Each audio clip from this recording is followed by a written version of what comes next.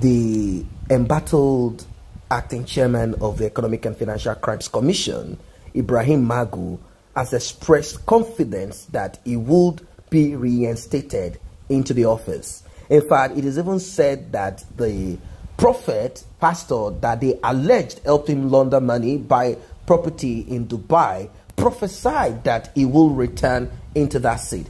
According to Punch newspaper, Magu spoke to newsmen through his lawyer, Mr. Wahab Shitu. He said that he strongly believes that his name will be cleared and that he will be reinstated back to the office. Magu was suspended last week by President Muhammadu Buhari, set up panel by the presidency over allegations that are allegations of corruption that are leveled against him, and the proceedings. There is a kind of presidential investigative panel they had that Justice Ayo Salami led, and the person that is coming up with this is Malami. Malami is the Chief Justice, Attorney General of the Federation and the Minister of Justice. He's the one that said that Magu is corrupt, Magu is a thief, Magu is relooting, and Magu is under declaring assets.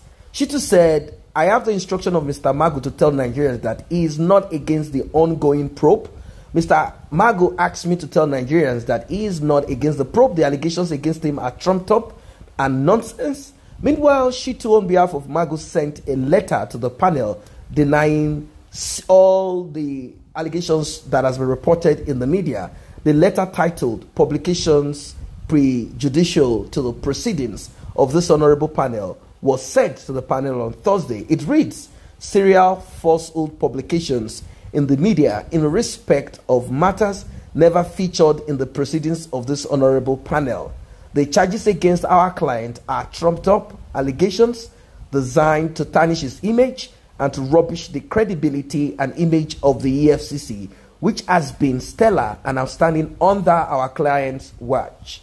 Based on the above circumstances, our client was not given adequate time and facilities for his defense, and his demand for a copy of the allegations against him has not been honored till date.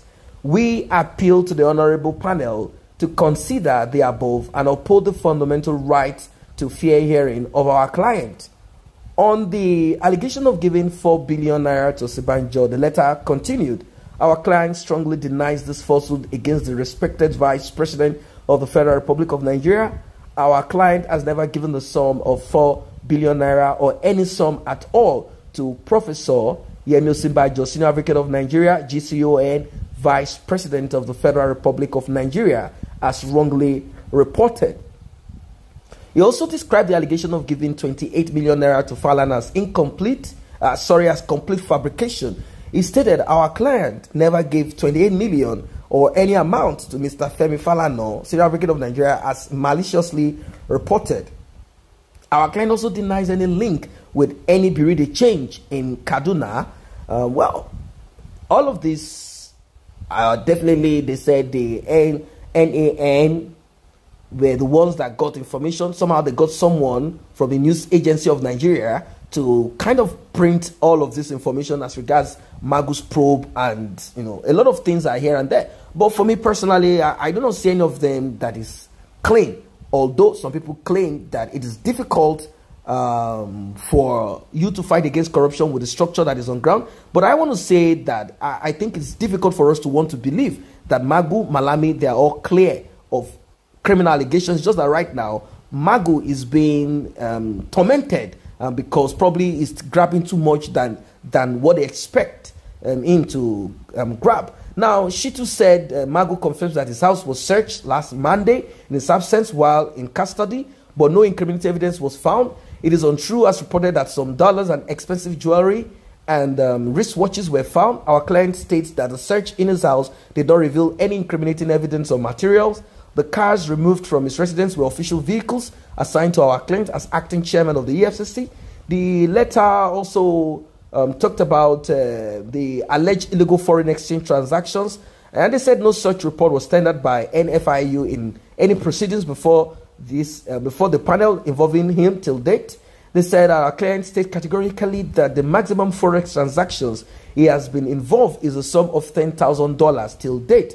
Our client also wishes to place on record that he has no link with a Kaduna-based Bureau de Change operator, and also the 573 million Dubai property that he claimed that a pastor helped him to buy and all of that. He said he has denied everything. He has denied everything here and there. Everything has been denied. So he boasted that he is going to get back into that seat. And of course, you know, a lot of people came at him. Who? First, let's look at PDP, People's Democratic Party. They reacted to Magu's alleged boast of reinstatement. PDP spokesperson Kola Olagbodinyo described Magu's remark as a huge affront on the integrity of the Presidential Committee probing his alleged corrupt practice while in office.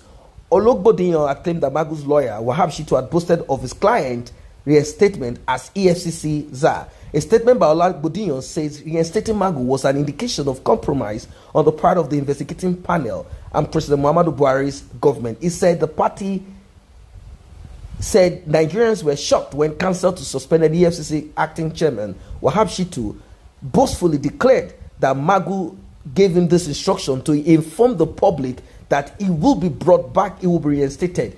Nigerians are on his that such assertive statement by Magu's lawyer holds more than the eyes, holds more than meets the eyes, and portrays the presidential panel as well as Buhari's presidency as having compromised the probe. Already, the statement by Magu Council has heightened public concerns that the probe has become a sham and that the allegations against Magu will eventually be swept under the carpet despite demands by Nigerians to prosecute the suspended EFCC boss in a court of competent jurisdiction. The activities of EFCC under Magu leadership is currently being probed.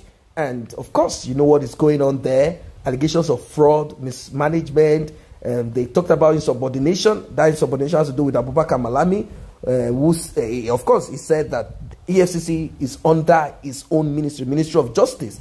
And he said that they are going to cross-check all the recovered loot assets.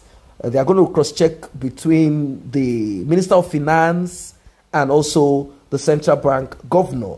They all have copies, and he also has a copy. So they say they are going to cross-check all of this amongst themselves to see if Mr. Magu has not stolen or done some kind of very trickish thing there. But the allegations also said that he sold some auctions of properties that he looted back to his own friends. They said he is also being seen among criminal elements, politicians that he is supposed to be interrogating and probing and arresting and seizing their properties. Some even claimed that the man is involved in taking off money that we see on TV, all those whistleblower money that we see on TV, the one they claim that they got, they say all this cash that they show on TV, that after they show us on TV, they go somehow around the back to reloot it. I want to believe that it would be too much of a temptation for a police officer or for anyone at all that is that has all of these issues are surrounding him not to take money for himself. They claim that Magu lives in a house that cost 20 million naira per annum, and I'm wondering what kind of house is this? And they said he paid 40 million naira upfront. So several allocations here and there. They say he flew on a private jet down to Dubai, and a lot of allegations against him.